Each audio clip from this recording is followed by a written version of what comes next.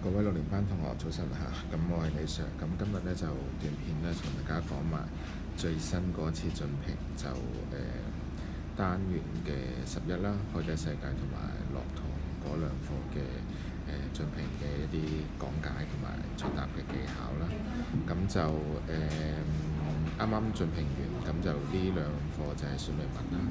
咁就大家見到個畫面就詞語部分呢，咁我哋都唔再喺度講啦。咁我哋睇翻閱讀理解嗰部分啦。閱讀理解第5題嗰度，見到佢問承上題，佢話利用呢種說明方法嘅目的目的係乜嘢？咁就呢度1分啦。咁呢一題呢，你最緊要就係要喺第4題嗰度，你要答啱先，係啦。咁佢話第2段用咗一個比喻說明，咁我呢一度就唔再去解釋啦。但係我哋睇翻佢嗰個目的係乜嘢？咁我哋睇翻嗰個文章先啦。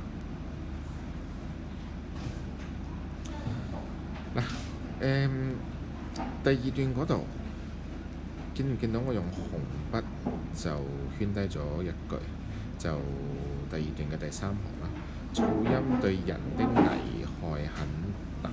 咁呢一句呢，就直接話翻俾我哋聽，作答嘅時候，佢嗰個目的就係話呢一度呢，可以嗰個危害係很大嘅，即係可以係好，即係對於嗰個傷害係好大。咁有啲同學就話我都漏咗個具體喎，但係我揾到嗰一句，咁都盡量都俾到分嘅咁樣。咁另外呢，比喻說明嗰度呢，就應該課堂老師同大家都解釋過㗎啦，就係嗰個就像獨舞一樣啦嚇，即係我而家熒光幕嗰度嘅第2段嘅第2句嚇。咁我呢度唔再詳細講啦。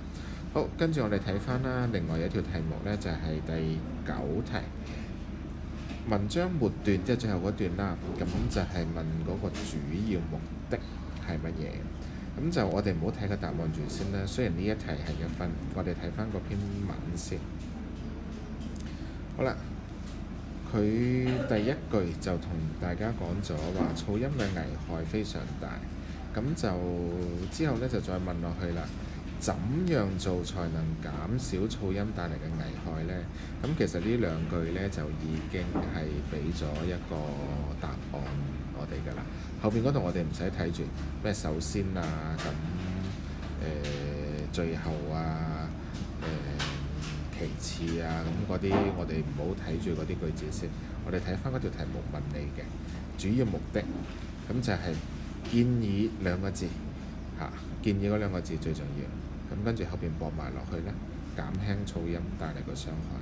咁我就李 Sir 就用呢一個黃色嘅熒光筆，咁啊將佢成句咁樣就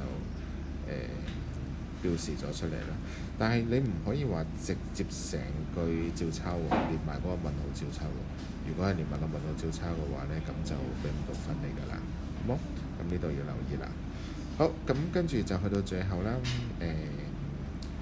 語文知識嗰度啦嚇，咁就第4擬聲詞第4句嗰度，咁就係落落作響。咁可能有啲同學呢就未見過呢個詞語，咁就今次呢就做嗰個進評呢，你要記得啦嚇，落落作響。